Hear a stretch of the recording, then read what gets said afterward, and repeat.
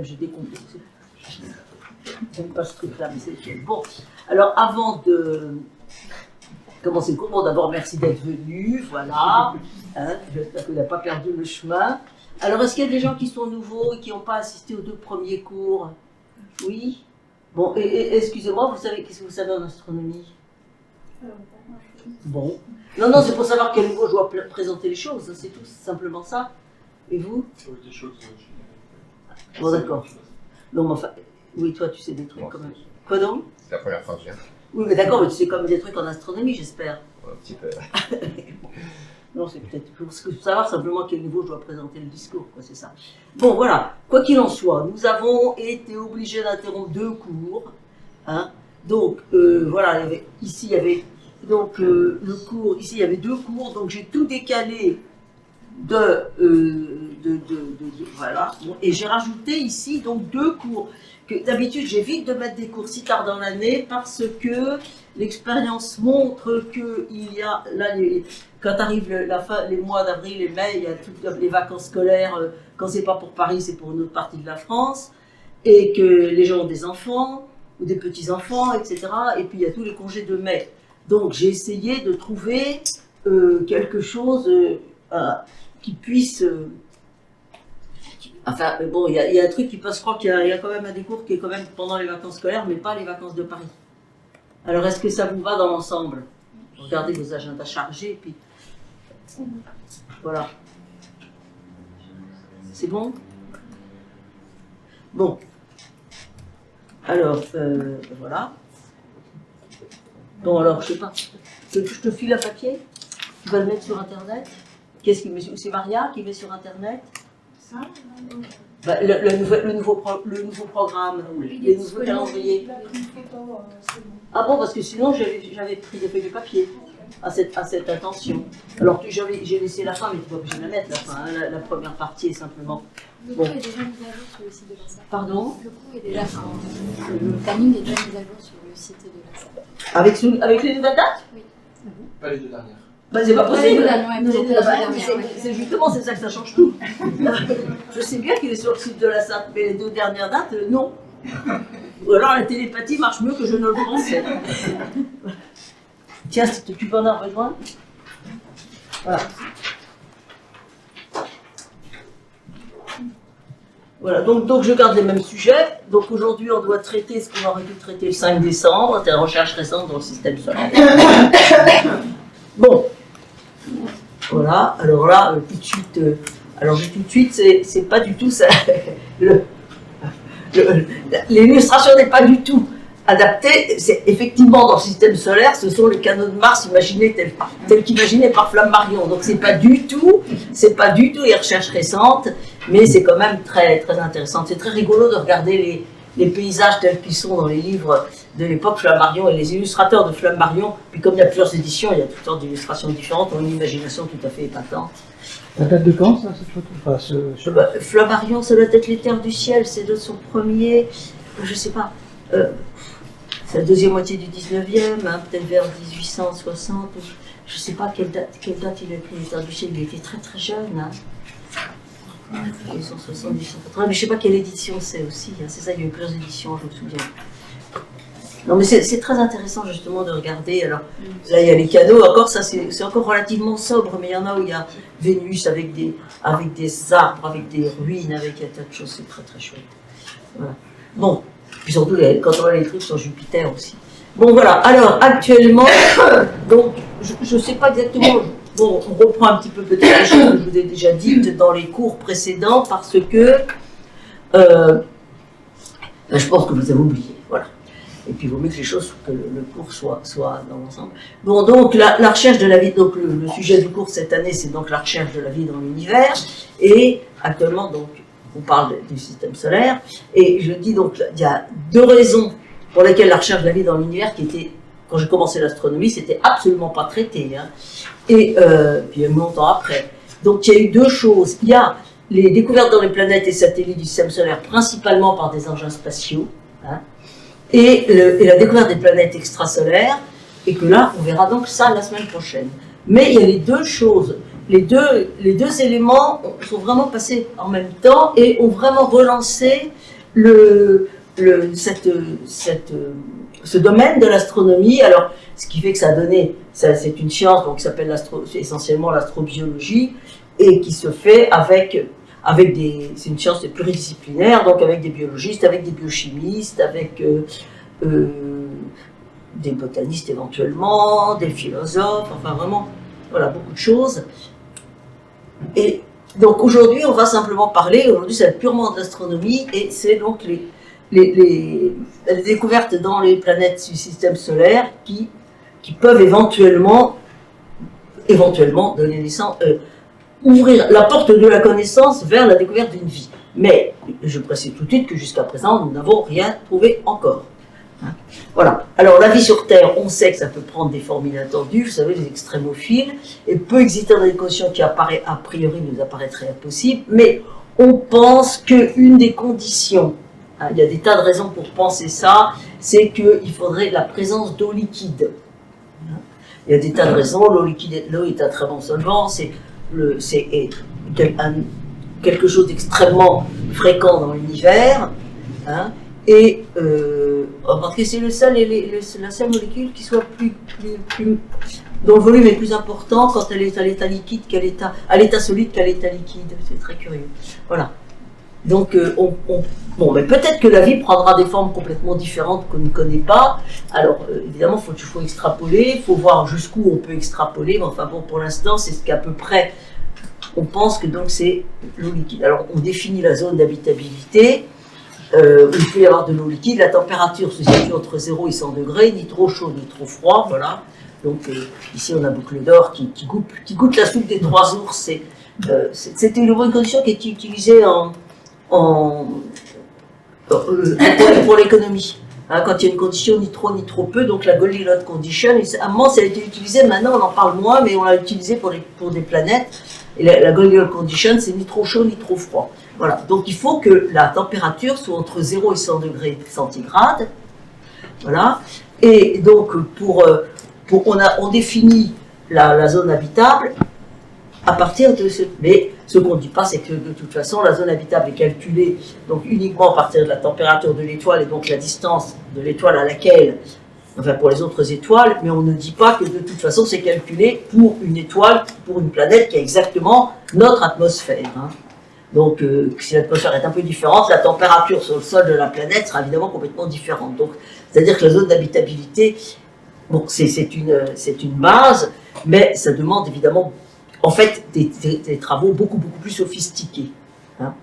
Voilà, donc c'est beaucoup plus compliqué. Alors, il faut aussi, ce que je dis là, c'est que les objets étudiés soient des objets rocheux et non pas présentant une épaisse enveloppe gazeuse comme les planètes géantes de notre système solaire.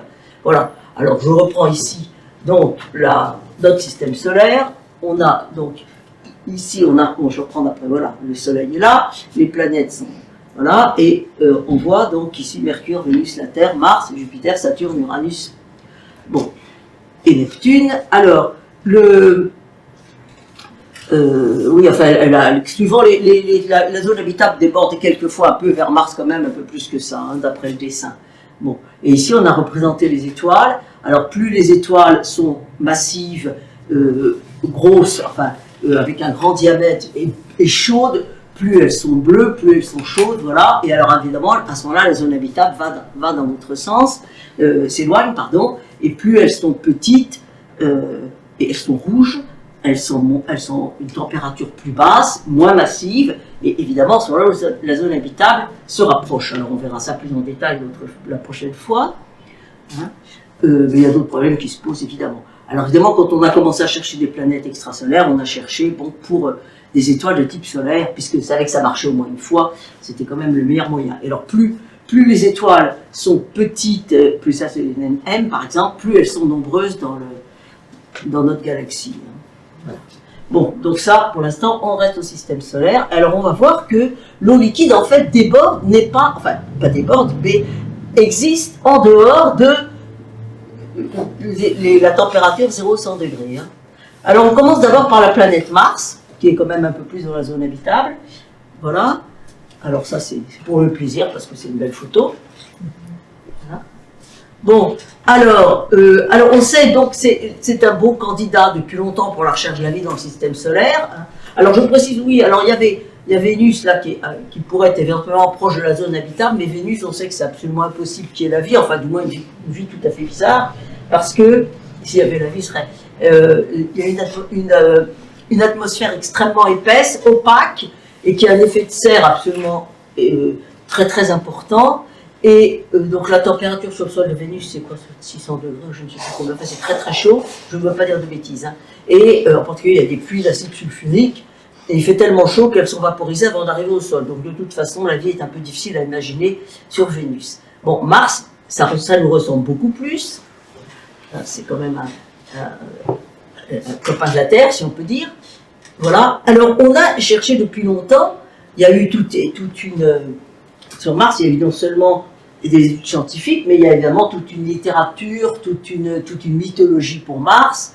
Et donc les gens s'attendent plus ou moins, enfin, on sait que c'est quand même un bon terrain pour les Martiens. Oui, on avait quand même cherché, j'avais dû en parler la dernière fois aussi, que dès qu'on a trouvé que, ça c'était Galilée, donc il y avait des montagnes sur la Lune, immédiatement, Kepler par exemple, a pensé que s'il y avait, mais immédiatement, hein, je dis immédiatement, c'est dans la semaine suivante, hein, que s'il y avait des montagnes sur la Lune, et puis il y avait des choses qu'on ne comprenait pas, et ben ça pouvait être des constructions, puisque la Lune avait des montagnes, elle était semblable à la Terre, donc il n'y a aucune raison qu'il n'y ait pas d'êtres vivants dessus. Enfin, lui, il imagine, il ne dit pas du tout qu'il y en a, mais il dit il pourrait y en avoir. Et en particulier, ce que maintenant on sait être les cratères, ben, ça ne correspond à rien de ce qui existe, des constructions, des figurations naturelles, des figures naturelles dues à la nature sur Terre. Donc il dit ça peut être construit, ça peut être des constructions faites par des êtres vivants, intelligents, etc. Voilà. Bon, donc, mais maintenant, bon, la Lune, on la connaît un peu trop bien, on sait qu'elle n'est pas habitée. Mais Mars, on le connaît moins bien. Donc, c'est plus exotique et ça laisse plus d'espoir. Alors, il y a énormément, donc dès qu'on a pu techniquement faire des missions vers Mars, on a lancé des missions vers Mars. Bon, mais il y en a énormément qui n'ont pas marché.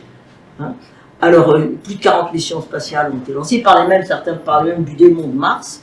Alors moi, à un moment, je disais que les seules qui marchaient, c'est celles qui arrivaient dans les déserts. Toutes celles qui ne marchaient pas, elles étaient censées arriver place de la Concorde et qu'elles étaient détruites par la DCA martienne. Donc c'était la preuve qu'il y avait de la vie sur Mars. Moi, je disais ça pour rire, mais en me disant, il faut que tu fasses attention de ne pas raconter ça à un journaliste, parce qu'il prendra ça au sérieux et ce ne sera pas une bonne idée. Mais maintenant, il y a des sites internet où il y a des gens qui croient vraiment ça. Voilà. Parce que le coefficient, le taux de réussite des missions vers Mars est quand même pas très haut. Hein. Voilà. Alors, je vais en parler de quelques-unes, celles que je trouve les plus sympas, les plus séduisantes. Voilà. Hein. Alors, bon, on a commencé, donc voilà, la première mission réussie vers Mars, c'était par la NASA. Bon, les Russes ont beaucoup moins de chance que les Américains. Hein. Voilà.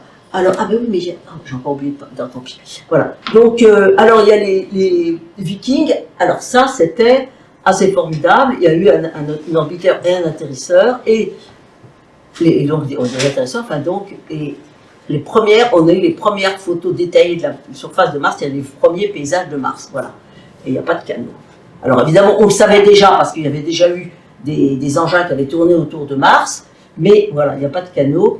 Alors, je vais expliquer la dernière fois, les canaux de Mars, c'est une illusion collective qui a duré très longtemps. Alors, il y a des astronomes qui n'y ont jamais cru, mais ce qui est assez étonnant, c'est que ça n'existait pas, mais les gens et des personnes différentes voyaient à chaque fois les mêmes. Alors, je précise aussi que quand on veut étudier Mars, enfin, quand on l'étudie avec un télescope, il faut prendre des moments où Mars est plus près de la Terre, hein, donc tous les 2 ans. Donc c'est à ce moment-là que les gens, et certaines fois c'est encore plus près, enfin bon voilà, donc c'est à ce moment-là que les gens observent avec des télescopes, et maintenant on se sert des moments où Mars est plus près de la Terre pour lancer les engins. Voilà. Ce qui fait que si on envoie un jour un homme sur Mars, le fait d'être sur Mars, il faudra qu'il reste assez longtemps. Et qu'on puisse venir le rechercher après. Donc voilà. Donc bon, il n'y a pas de canaux. Alors, oui, alors la première image, comme ça avait été montré donc en 1976 à l'Union astronomique internationale, premier paysage martien, par Carl Sagan au cours de l'Assemblée générale de l'Union astronomique internationale qui avait lieu à Grenoble. Et je veux dire, ça fait quand même de l'effet. Hein, quand on vous dit, voilà, le premier paysage de Mars, bon, quand on n'oublie pas. Quand on a vu ça dans sa vie, on n'oublie pas. Hein. C'est quand même, on était quand même très, très contents et très éblouis. Voilà. Bon, alors après, bon, il y a eu plusieurs missions, certaines qui ont marché, d'autres qui n'ont pas marché. Pendant 20 ans, il n'y en a pas eu, mais enfin, alors finalement, il y en a eu dans les missions. On a commencé à lancer des robots sur Mars. Alors le premier, je vais vous montrer une photo tout à l'heure, le premier était grand à peu près comme une boîte à chaussures, hein, et pour rouler sur Mars. Mais alors là, il y en a eu en 2004, on en a lancé 2. Alors j'en parle parce que c'est vraiment extraordinaire comme truc. On a envoyé donc en 2004, et alors 2, ça a été appelé Spirit Opportunity. Alors ils étaient prévus pour fonctionner 90 jours martiens. Alors un jour martien, c'est presque la même chose qu'un jour solaire, hein. Et on avait calculé 600 mètres, mais alors ça a duré beaucoup, beaucoup plus longtemps. Alors évidemment, quand il y a un engin comme ça, il y a toute une équipe qui est derrière et qui le fait marcher, qui vérifie que tout va bien, qui donne les ordres, etc. Donc de toute façon, quand on décide de continuer, c'est aussi une grosse dépense de crédit. Hein, donc c'est pas une décision qu'on prend, il faut vraiment que ça marche bien, quoi. Voilà.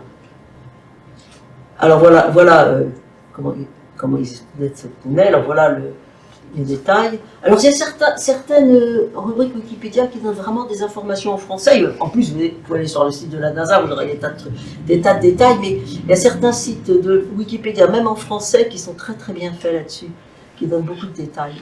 Voilà. Bon, ah oui, alors ce que je dis, c'est qu'il était prévu que l'énergie serait prise par les panneaux solaires. Et c'est pour ça qu'on avait prévu que ça ne durait pas très très longtemps, parce que l'énergie, on pensait qu'une fois qu'il n'y aurait plus d'énergie, et on pensait que les panneaux solaires risquaient d'avoir de la poussière et tout ça.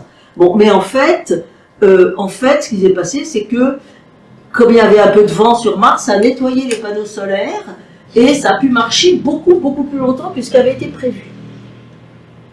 Alors on voit là les panneaux solaires, donc c'est très très important. Alors voilà les paysages, voilà certains paysages vus, voilà, par opportunité. Alors évidemment, après, quand il y a des engins qui tournent autour, ils peuvent être vus de haut aussi. Voilà, des paysages martiens, ben, on a vraiment... Voilà.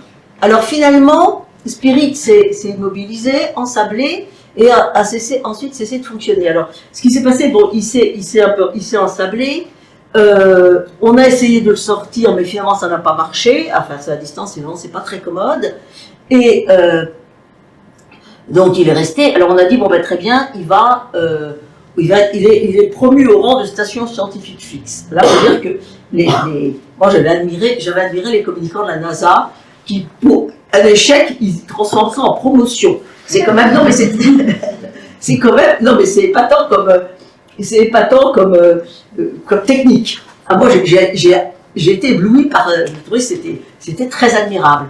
Hein, voilà. Puis alors, ce qui s'est passé après, c'est que comme il ne pouvait plus bouger, enfin bon, il y a des problèmes, il ne pouvait plus s'orienter vers le soleil, donc il s'est complètement arrêté après. Hein, à la fin de la mission, 22 mars 2010.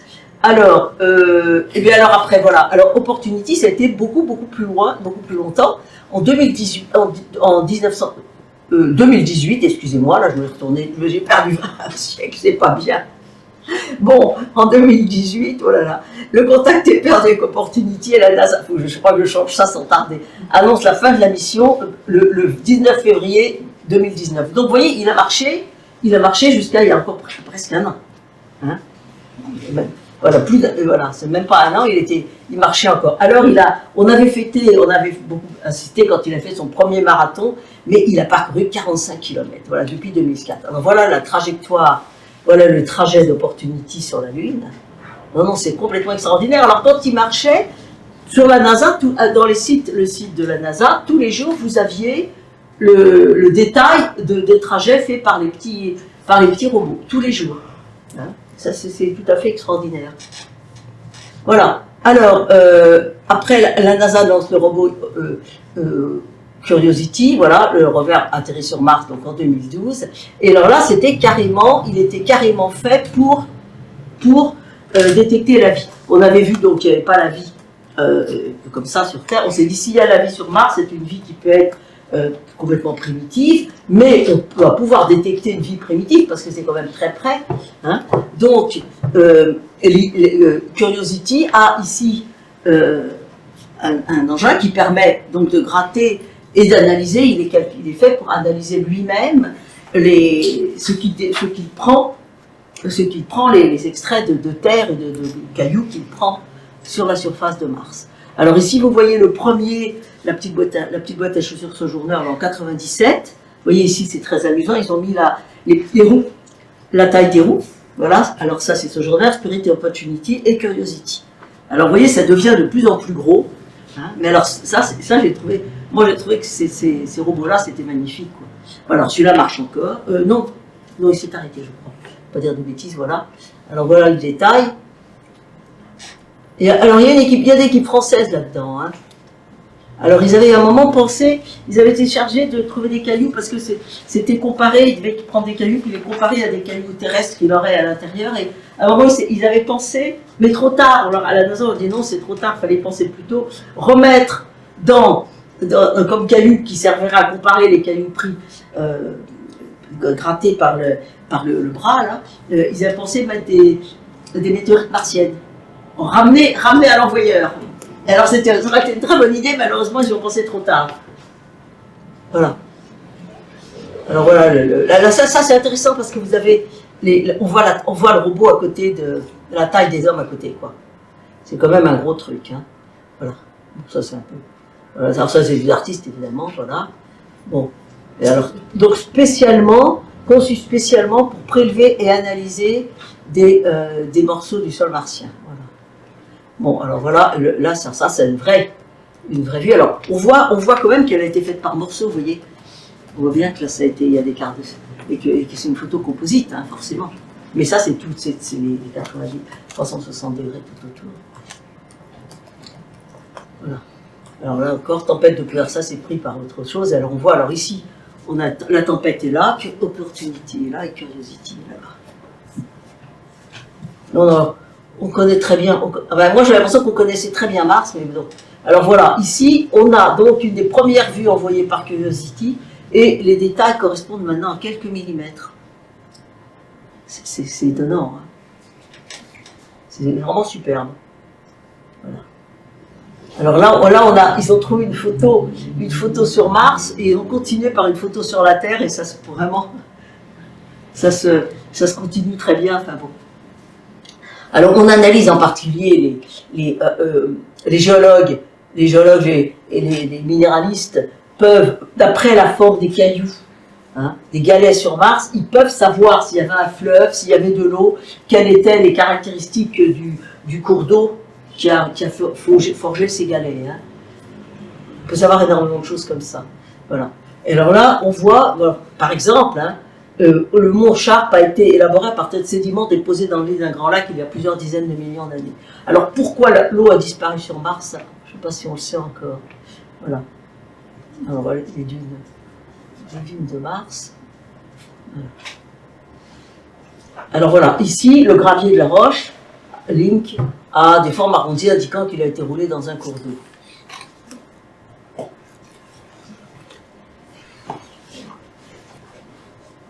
Alors voilà, donc actuellement il y a de la glace sur Mars, mais autrefois il y avait sous forme d'eau liquide. Alors il y a énormément de vues d'images hein, prises par donc, les engins qui tournent autour, etc.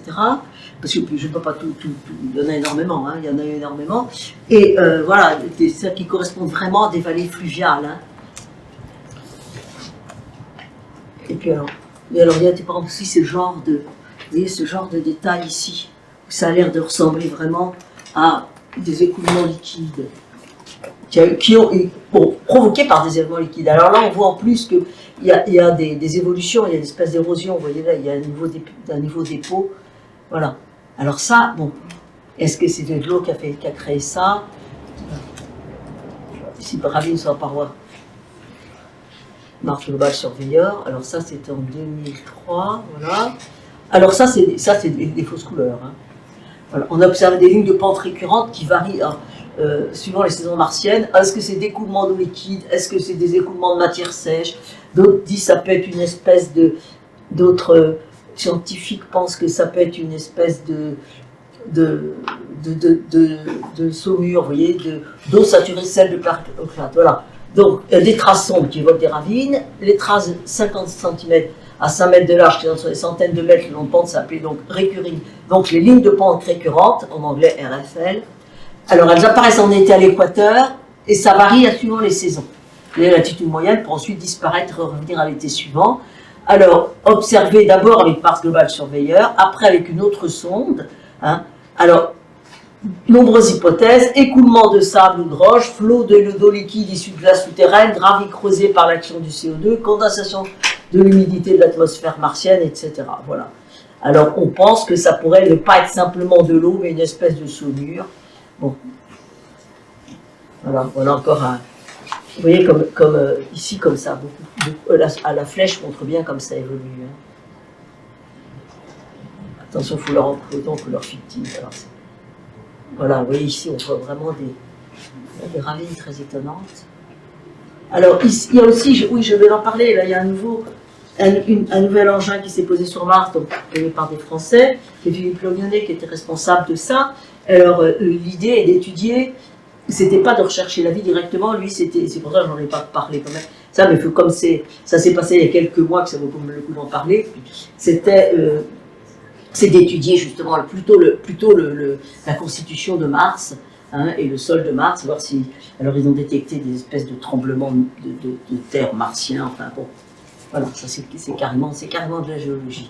Alors moi je pensais qu'on savait énormément de choses sur la géologie de Mars, mais il a l'air de dire que non, qu'on a vraiment encore beaucoup de choses à apprendre. Voilà, et donc... Mais c'est vrai que c'est une planète c'est très intéressant. Voilà. Bon, alors maintenant, on va plus loin. Alors, on s'est rendu compte que, donc avec des engins spatiaux, que des objets du système solaire en dehors de la zone dite la zone d'habitabilité, c'est-à-dire où théoriquement une planète semblable à la Terre aurait de l'eau liquide, hein, on s'est rendu compte que la présence d'eau liquide n'est pas uniquement liée à la température, mais que d'autres processus physiques, par exemple le volcanisme et les effets de marée, peuvent également jouer un rôle essentiel. Hein, voilà. Alors, dans le système solaire, les planètes hors de la zone d'habitabilité, donc c'est les planètes géantes, gazeuses, Jupiter, Saturne, Uranus et Neptune. Hein. Alors, donc si je reviens en arrière, voilà. Bon, ici alors, je répète, voilà, ici vous avez les planètes du système solaire, les quatre planètes telluriques, ça vient de Terre, c'est pas en grec, voilà. Alors, donc elles sont petites, elles sont solides, elles n'ont peu ou pas de satellites, hein. Et après, vous avez donc les planètes gazeuses, les planètes géantes, donc Jupiter, Saturne, Uranus et Neptune, qui ont donc énormément de satellites et qui ont des anneaux. Hein, alors les anneaux sont plus ou moins importants sur les planètes, mais ils ont tous des anneaux. Voilà. Alors jusqu'à présent, on pensait que ces planètes-là, c'était forcément que pour faire des planètes géantes comme ça, très très massives, il fallait beaucoup de matériaux, donc que ça s'était formé au-delà de la limite des glaces, parce que il faut qu'il y ait donc de l'eau liquide, de morceaux de glace pour les faire, sinon il n'y a pas assez de matériaux. Bon, et puis on s'est rendu compte qu'après, bon, en fait, elles peuvent être formées au-delà de la limite des glaces, mais après elles peuvent bouger, donc les planètes extrasolaires nous ont montré que il y a qu'elles bougent, elles ne restent pas à l'endroit où elles ont été formées. Hein. Voilà. Mais pour nous, on pensait au début que donc ça restait à l'endroit où ça avait été formé. Et imaginez, bon, Jupiter est une planète gazeuse, c'est difficile d'imaginer la vie sur Jupiter. Hein. D'autant plus que, voilà, on ne voit pas très bien comment on peut avoir de l'eau liquide. Voilà. Alors Jupiter, attendez, je reviens en arrière, voilà. Hein. Alors, mais on s'est rendu compte que même dans des zones très froides, hein, il peut y avoir des réchauffements, d'abord il peut y avoir le volcanisme, et des effets de marée qui peuvent procurer, donc qui jouent un rôle essentiel, et qui peuvent arriver à ce que l'eau soit liquide. Voilà, excusez-moi, là il y a une faute d'orthographe, bon, une faute de frappe. Hein. Dans le système solaire, les planètes sont des planètes géantes, gazeuses, Jupiter, etc., où la présence de vie paraît très improbable, mais comme ces planètes ont de très nombreux satellites qui, eux, sont rocheux, c'est là que ça devient intéressant. Voilà. Alors, on prend Jupiter. Alors, les premiers satellites de planètes qui ont été détectés, ça a été donc par Galilée, en 1609 ou 1609, oui. Et, alors déjà, c'était très intéressant pour des tas de raisons, parce que c'était la preuve que la Terre n'était pas au centre du monde, puisqu'il y avait déjà une autre planète avec des satellites autour. avec des petits... Alors, au début, on a appelé les satellites planètes secondaires, puis maintenant, on dit même plus des satellites. Quand j'ai commencé, on disait des satellites, maintenant on dit des lunes. Bon, moi je ne vois pas pourquoi on a laissé tomber le mot satellite, mais bon, c'est comme ça. On parle des lunes de Jupiter, on parle des lunes des planètes extrasolaires, etc. Bon, alors ces quatre planètes planètes secondaires, ces 4 satellites les plus importants ont été découverts par Galilée, et ils jouent. Alors si on découvre la vie sur un de ces satellites, ça va être absolument extraordinaire, parce qu'ils ont joué dans l'histoire de la science un rôle absolument fondamental, parce que la vitesse de la lumière a été détectée à partir de ces satellites. Hein? Quand Galilée les trouve, après Cassini, le premier Giovanni de Cassini, fait des tables des mouvements de ces satellites, et on se rend compte que certains satellites étaient... que certaines fois, certaines observations montrent que les satellites étaient en retard par rapport au calcul. Alors, à ce moment-là, donc ça se passait à l'Observatoire de Paris, en 1676, et voilà, il faudra vérifier, voilà. Et finalement, c'est un jeune... Alors, Cassini avait envisagé que ça soit ça, mais non, finalement, c'est un jeune Danois Römer, un astronome danois Römer qui était à l'Observatoire de Paris à ce moment-là, et qui a vraiment écrit l'article disant que c'est parce que, suivant la distance entre la Terre et Jupiter, la lumière de Jupiter vient des satellites, enfin, met plus ou moins longtemps à nous parvenir, donc c'est la preuve que la lumière ne se déplace pas de façon instantanée, mais à une vitesse finie. C'est la finitude de la vitesse de la lumière, et c'est en science, c'est un résultat absolument fondamental, parce que toute la théorie de la relativité est basée là-dessus, etc. Et même maintenant, la définition du mètre est donnée à partir de la vitesse de la lumière. La définition, oui c'est ça, de l'unité de longueur est donnée à partir de la vitesse de la lumière. Donc c'est extrêmement important. Voilà. Bon, donc c'est des objets qui sont très importants dans l'histoire des sciences. Je trouve ça vaut le coup de voir à quoi ça a servi. Je trouve ça très intéressant. Voilà. Donc le premier Io est à côté, très près de Jupiter. Il y a en plus un champ magnétique extrêmement important.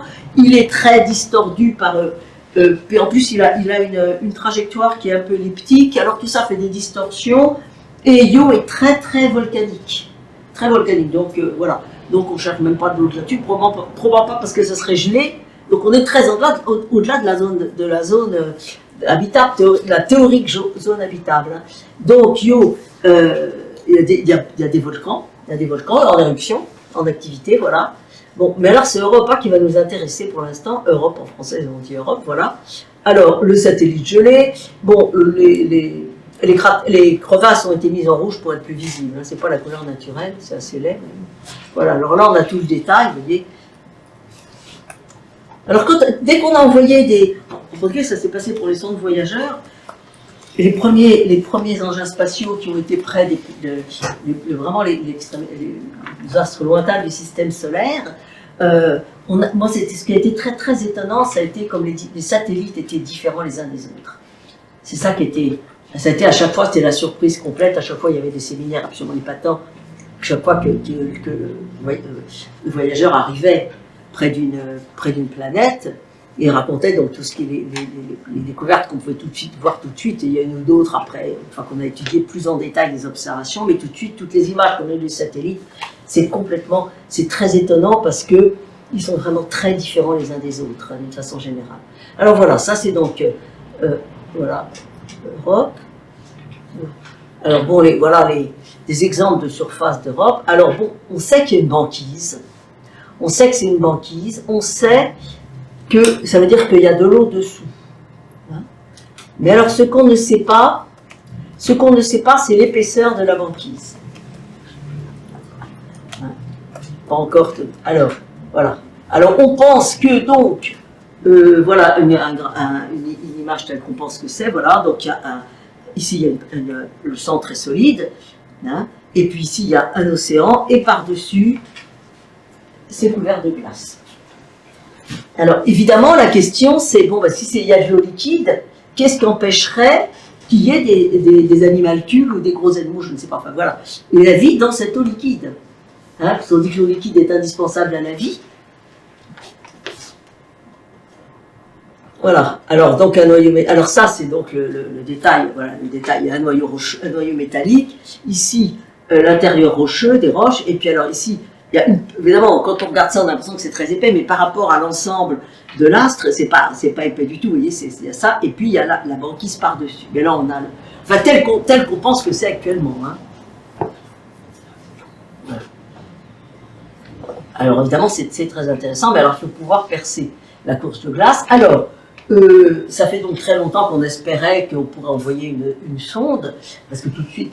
Alors, donc là, ça a été décidé, là, je crois, l'été dernier, que c'est prévu pour 2025, il y a une sonde qui doit être Europa Clipper, qui doit être envoyée... Europa, en anglais, c'est Europe en anglais, hein, qui doit être envoyée en 2025.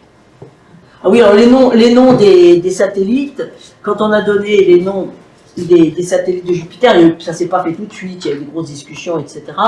Mais on a donné les noms des maîtresses de Jupiter. Alors les noms, ça laisse la possibilité d'avoir beaucoup de satellites. Sauf Ganymède qui était un gentil berger. Voilà. Comme ça, il y en a pour tout le monde. Voilà. Et donc, alors donc, on va voir, est-ce que... Alors le premier ne doit pas... veut étudier la surface, tourner, si j'ai bien compris, il est calculé pour tourner autour de Jupiter et étudier bien la surface et puis et voir où le meilleur endroit pour déposer un atterrisseur. Et puis alors la question c'était, est-ce qu'on pourrait évidemment percer la banquise pour pouvoir atteindre l'océan et analyser l'océan et détecter, voilà, étudier l'océan qui est sous la banquise. Voilà. Mais pour l'instant, on ne sait pas suffisamment bien, avec suffisamment de précision, quelle est l'épaisseur de la banquise. Alors évidemment, l'intérêt, ce qu'on voudrait, c'est trouver l'endroit où elle est le moins épais, le moins épaisse, voilà, pour avoir plus de chances de pouvoir le... Alors évidemment, il y a eu des très beaux, les artistes de la NASA ont fait des très beaux dessins où on voit le truc qui perce qui arrive dans un océan avec des animaux extraordinaires, hein, voilà. Bon, c'est extrêmement peu de chances que ça se passe comme ça. Bon, alors, donc Europe est un sujet. Alors, il y en a un autre, là, qui est Titan, hein, et qui est le plus gros des satellites de Saturne, et qui possède plus de 60 satellites, et c'est le seul satellite qui possède une atmosphère. Alors, c'est un peu bizarre, parce que là, justement, il faut que je recherche ça. Sur Internet, il disait que... il citait une date pour avoir découvert de l'atmosphère de Titan, mais moi j'ai des articles de vulgarisation beaucoup plus anciens. Moi j'ai un article de vulgarisation de 1934 où ils parlent de l'atmosphère de Titan, où ils disent il faut chercher, Titan va être, il y a le Titanus comme en anglais, ils disent Titan doit être, il y a une atmosphère, il va falloir chercher la vie dans Titan, en 1934. Et alors là, il faut que je vois comment l'auteur de l'article a eu cette information, parce que là dans Internet, ils ont l'air de dire que ça a été découvert après. Voilà. Alors, donc ça fait très longtemps, donc vous voyez, au moins dès 1934 au moins, que Titan excite, enfin on dit que ça peut être c'est le seul satellite qui a une atmosphère quand même. Hein. Et alors on se dit, est-ce que il y a qu'est-ce que c'est comme atmosphère? Donc on a lancé, est-ce qu'il y a la vie, hein?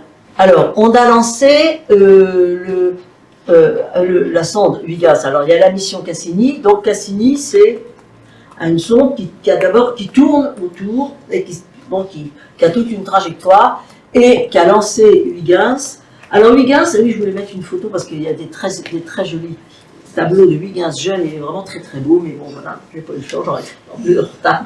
Ben, ça compte, non? Ça compte tant qu'à faire. Non, mais en plus, il a des vêtements avec des rubans et tout, il est très très chouette. Bon, ben, hein? Voilà, donc, oui, les hommes étaient habillés de façon plus marrante à l'époque. Enfin, ça devait être plus cher aussi. Hein. Bon, là, je sens que nous sortons des données du problème. Donc, Huygens, c'est lui qui a découvert comment s'appelle, Titan. Hein, et il a fait, pour le découvrir, il a fait vraiment un très gros travail, parce que ça avait été repéré avant, mais les gens croyaient que c'était une étoile qui était à côté. Non, lui, il a bien étudié ça. Et Huygens aussi, c'est lui qui a découvert que Saturne, que les anneaux de Saturne, qui a expliqué que les observations de Saturne, où il y avait des espèces d'oreilles à Saturne par moment, puis d'autres moments rien du tout, etc., c'est lui qui a expliqué pourquoi. Hein. On avait trouvé, bon, c'est Galilée, je crois, le premier qui avait dit il y a des choses, Saturne, c'est un peu bizarre, il y a des trucs autour, mais évidemment, les instruments n'étaient pas très bons. Et certains, après, observaient, mais comme on voit tantôt les anneaux de Saturne, comme ça, à l'horizontale, et ben, on ne les voit pas quand il y a des instruments pas suffisamment perfectionnés. Donc, les gens, après, ils disaient, ben non, il n'y a rien, Saturne est une planète comme une autre, quoi. Et c'est Huygens qui a expliqué pourquoi on voyait tantôt quelque chose autour de Saturne et quelquefois rien du tout.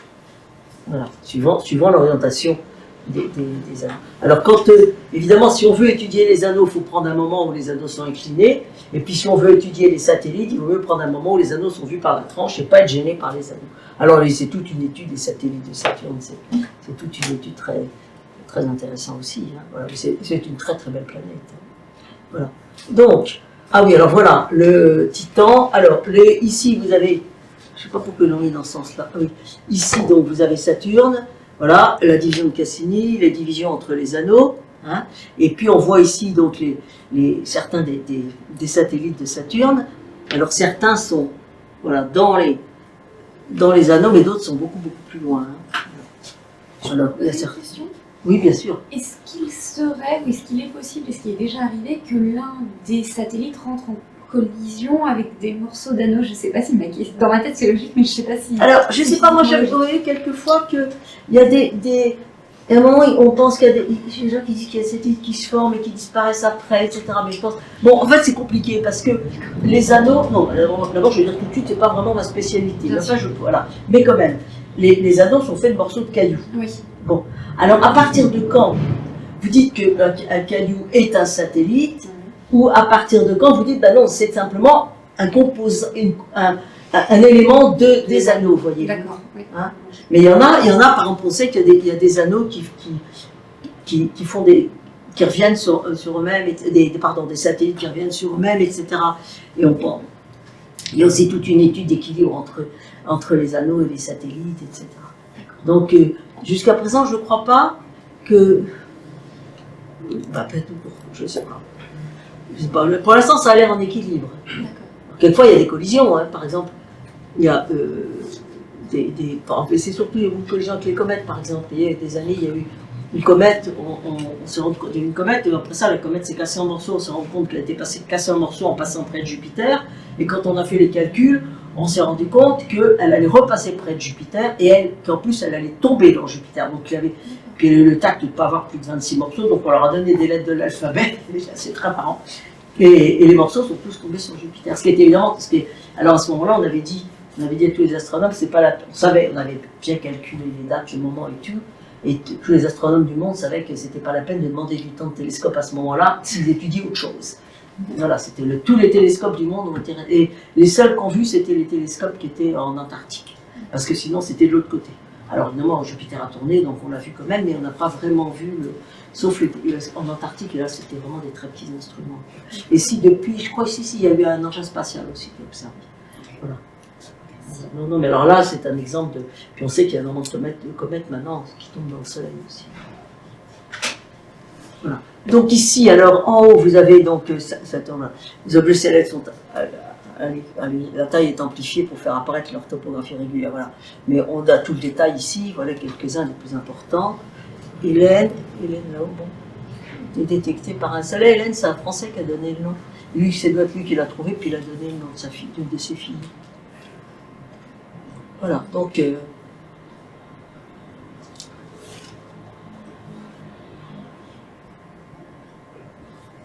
Alors oui, c'est pas... Je sais pas si c'est un effet d'image, mais Titan a l'air pas du tout être une sphère comme les autres. Pardon? Le schéma de Titan, là, c'est pas une sphère. Ah ben c'est parce qu'on a représenté, là, il n'est pas éclairé, c'est simplement ça. C'est ça, c'est un effet de... Oui, voilà, c'est pour montrer une phase. Une phase, c'est tout. Ils ont trouvé que ça ferait trop, ça encombrera trop la photo si on montrait en entier. Mais tous les autres, c'est tous des sphères. Hein. C'est tous des sphères. Bon, alors voilà, ça c'est donc le détail de comment Huygens est arrivé sur Titan. Hein. Il y a aussi des films, j'avais trouvé des films aussi à un moment pour Curiosity et Spirit Opportunity. Il y avait des films de la NASA pour aller voir comment ça s'était passé. Curiosity, ça a été fait différemment. Parce que c'est très compliqué l'atterrissage. Il ne faut faut pas que les trucs soient abîmés. En plus, il faut calculer, il y a un parachute et il faut calculer en fonction de l'atmosphère. Hein. En fonction de l'atmosphère, ce qui évidemment est compliqué. Voilà.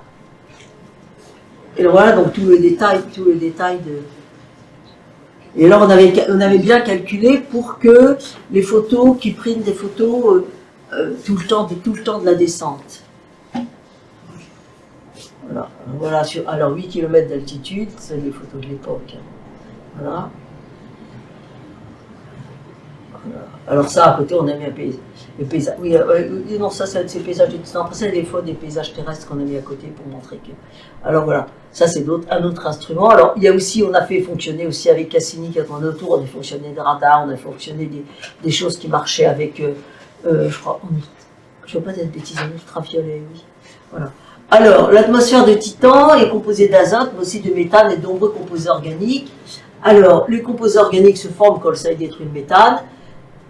Alors, si le soleil détruit le méthane de façon continue, comment du méthane peut-il subsister dans l'atmosphère de Titan? Voilà. Pour la Terre, c'est la vie qui entretient la quantité de méthane. Donc, le méthane est un sous-produit du métabolisme de gros organismes. Alors, voilà. Comment expliquer la présence, une si importante présence de méthane sur Titan? Voilà. Alors, voilà, ici des lacs sur Titan, hein, composés de méthane et de méthane. Voilà, alors voilà une carte de Titan. Alors j'ai des collègues qui sont très très fanatiques de Titan, qui pensent que c'est vraiment, qu'il y a une nouvelle forme de vie, que ça peut être, c'est vraiment très intéressant, ils sont très enthousiastes, c'est très marrant. Et là donc vous avez la totalité, vous voyez c'est 360 degrés, c'est la planisphère de Titan. Alors fait avec toutes sortes, donc vous voyez toutes sortes d'engins avec Cassini, voilà encore. Alors ici donc lac de méthane liquide à la surface de Titan en fausse couleur pris grâce à l'aide du radar de Cassini. Alors la partie Titan donc 170 km de large. Donc les couleurs ne sont pas les bonnes, hein, évidemment. Ça fait partie. De toute façon, quand c'est avec un radar, on est sûr qu'on n'a pas les couleurs. Alors c'est simplement là on a montré les différences d'altitude, etc. Voilà. Alors la sonde Cassini donc a continué de circuler autour de Saturne et ses satellites et après 13 années en orbite, plus 7 années de transit entre la Terre, elle n'a plus assez de combustible, et pour éviter qu'elle tombe, parce que la question c'était de savoir, oui, mais si qu'est-ce qu'elle elle va pas tomber, il ne faut pas qu'elle tombe sur justement, soit sur Titan, soit sur une autre planète ou d'autres satellites qui risquent d'abriter la vie. À ce moment-là, ça risque de polluer un peu les choses, voilà. Et on a décidé de faire plonger la sonde dans la planète Saturne elle-même. Alors tout le monde a regardé ça. Moi, je trouvais ça triste, mais j'ai un collègue qui fait ça et qui m'a dit mais non, on ne peut pas faire autrement.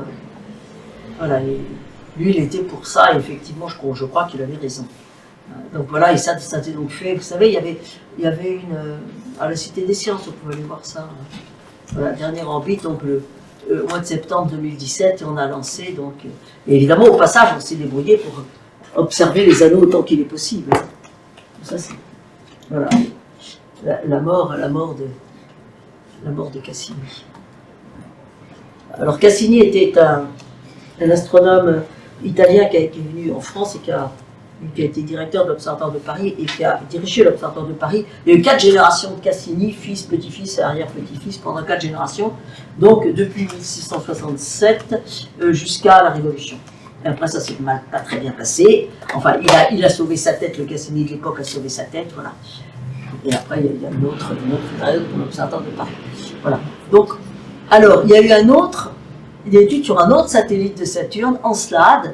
Voilà. Alors, c'est encore un satellite recouvert de glace, hein, l'objet le plus gros du système solaire. Et on a découvert des éruptions. Et c'est des geysers. Au début, on a dit c'est des geysers. Maintenant, c'est pas des geysers exactement.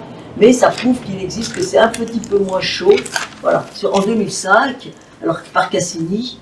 Et alors on pense que la couche de glace qui entoure l'océan, on pense que c'est pareil, qu'il y a également un océan sous la couche de glace, on voit bien que c'est un satellite gelé.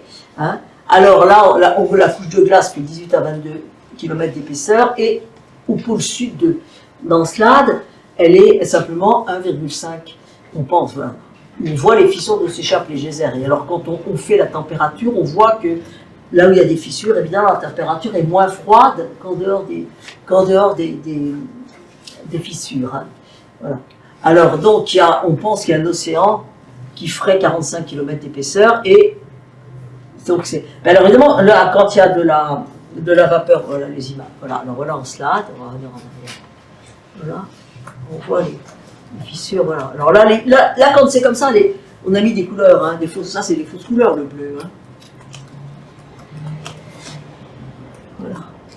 Alors voilà et alors là évidemment donc il y a de l'eau qui est plus ou moins vaporeuse, mais ça gèle tout de suite. Hein. Alors il paraît que c'est pas, non les gens me disent ne dis pas que c'est des geysers, bon, voilà. C'est un peu compliqué, alors là évidemment ça s'est montré à l'envers, mais c'est un peu compliqué parce que c'est compliqué comme phénomène parce que l'eau, la vapeur d'eau qui sort, elle gèle tout de suite, quoi. Forcément. Alors voilà, donc c'est pareil, alors il y a un corps rocheux, un océan et une couche de glace. Et là donc ici, alors, ils ont présenté pas très différemment, mais là bon, voilà, donc les jets sont actifs par du pôle sud. Voilà. Donc, voilà le modèle du geyser froid. Voilà, c'est pas. Justement, c'est un geyser très spécial. Et voilà, donc l'eau glacée, le noyau rocheux chaud, échauffement par les forces de marée, Donc, vous voyez que calculer la température uniquement à partir de la température de l'étoile et de la distance de l'objet par rapport à l'étoile, et on voit que c'est pas ça, il y a des tas d'autres processus physiques hein, qui peuvent réchauffer. Donc il y a les forces de marée, il y a des voilà, et puis je sais pas ce que ça peut donner les champs magnétiques, je sais pas. Enfin bon voilà, mais en tout cas, on voit que c'est beaucoup plus chaud que si on compte simplement que si c'était une planète comme ça, quoi, sans rien, sans force de marée, etc. Voilà. Et voilà. Alors, donc, on montre bien, alors ça c'est très intéressant parce qu'on voit bien dans notre système solaire que l'eau liquide, et c'est plus compliqué, hein, et que donc définir la zone habitable dans laquelle déjà il faut vraiment être sûr que c'est là où il y a de l'eau liquide, bon déjà ça c'est déjà ce qu'on a trouvé de moins mauvais, mais après on voit que ça s'agrandit en fonction des caractéristiques physiques et d'autres processus qui peuvent réchauffer l'eau qui se trouve, qui logiquement devrait être complètement gelée hein, et qui peut quand même être liquide. Voilà. Alors maintenant, c'est pour la prochaine fois, qu'est-ce qui va se passer dans les planètes extrasolaires. Voilà. Donc, et voilà. Alors, est-ce qu'il y a des questions? Oui, vas-y. Est-ce que la preuve d'eau liquide et de température, on va dire, la bonne température, le liquide, forcément, entre 0 et 100 degrés? oui, est-ce que c'est les seules conditions pour avoir de l'eau liquide, est-ce que c'est les deux seules conditions quand c'est salé, non. Si tu sais que si la pression change, ça change. Les conditions, D'accord. Hein, et puis il y a si c'est salé aussi, ça change. L'eau salée gèle à plus basse température. La mer gèle à plus basse température qu'une rivière, par exemple. Enfin, la rivière, c'est compliqué parce qu'il y a le courant. La mer aussi, mais enfin, ça arrive, forcément, la mer gèle. Hein. Sinon, il n'y aurait pas de banquise. Tu vois, mais là, tu vois, il y a des frais de pression, il y a toutes sortes de conditions. Et puis alors, on peut aussi imaginer une vie qui soit avec autre chose que du carbone et de l'eau liquide. Bon, pour l'instant, on est vraiment basé là-dessus parce que l'eau a l'air de quand même posséder beaucoup de caractéristiques qui la rendent très utile à la vie. Mais là on est vraiment en plein. C'est vraiment. Donc pour l'instant, on tâtonne. Enfin, il y a des gens qui essayent de voir si c'est possible d'imaginer une vie basée sur le méthane, l'éthane, etc. Ça c'est à cause du Titan, en particulier. Mais même avant, on en parlait avant aussi. La chimie, c'est tous les problèmes de la chimie organique. Voilà. Est-ce qu'il y a d'autres questions? Vous avez évoqué les anneaux de Jupiter et Saturne. Oui. Est-ce qu'on a une idée claire de l'origine de ces anneaux? C'est le processus de formation. processus de formation, oui. Ça, je ne sais pas. Je crois pas. Franchement, je ne crois pas, mais je ne voudrais pas dire de bêtises. C'est pas uniquement des planètes, enfin, des satellites qui ont été brisés par des. Non, c'est-à-dire qu'il se passe. Non, parce qu'au début, au début.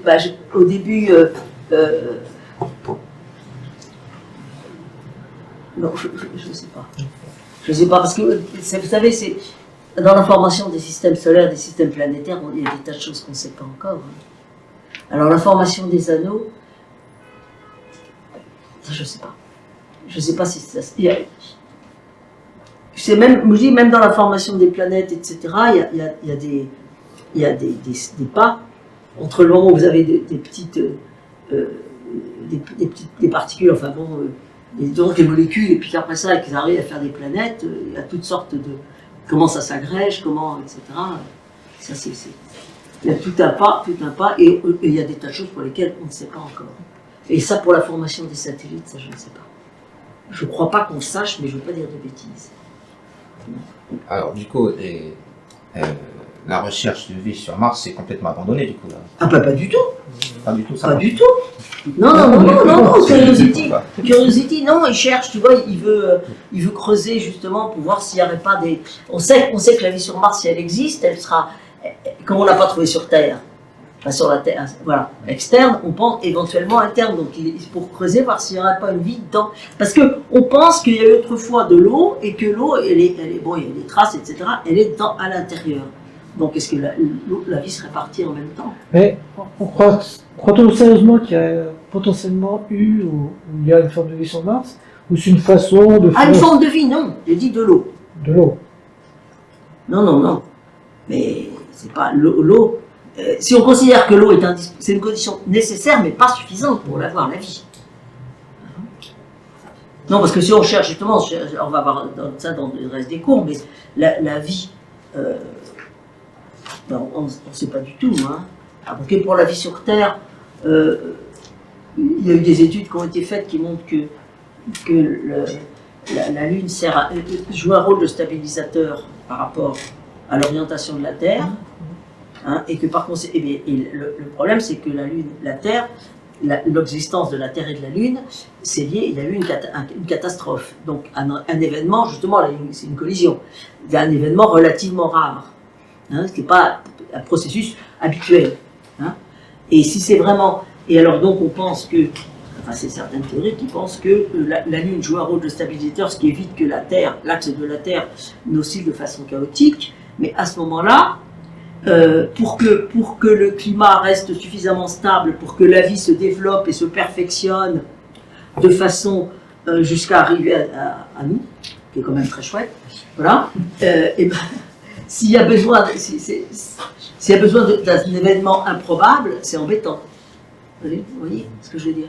Si la Lune, si vraiment la Lune a servi, c'est ça, s'il a vraiment besoin d'un climat stable, et que le climat stable de la Terre est dû au fait que la Lune, pratiquement, qui joue un rôle de stabilisateur, et s'il y a besoin de ça pour avoir un climat stable, eh ben, il n'y aura pas beaucoup de vie ailleurs, parce que l'événement d'un cataclysme est relativement rare. Voilà. Il ne suffit pas qu'il y ait une bonne planète au bon endroit et tout ça. Ouais, je ne sais pas ce qu'on appelle la planète stabilisée, mais enfin, l'ensemble des planètes du système solaire sont des planètes relativement stables. Ils ont une orbite définie. Ce que je veux dire, c'est pas ça dont je parle. Ce dont je parle, c'est l'orientation. Par exemple, Uranus est complètement couché. La Terre a une inclinaison de 23,27°, ce qui donne les saisons. Hein? Uranus est complètement couché, donc comme ça. Voilà. Donc, alors, à ce moment, et je crois que l'axe peut varier de façon très, très, très importante. Et est-ce que, avec un axe qui varie de façon très importante, est-ce qu'il peut y avoir un climat qui soit stable pendant suffisamment longtemps pour que des êtres vivants puissent exister, se prospérer et se compliquer jusqu'à arriver à nous, ou à nous, enfin disons, autre chose que simplement une petite cellule. Voilà. Donc on verra ça, c'est la suite. La suite. Voilà. Merci.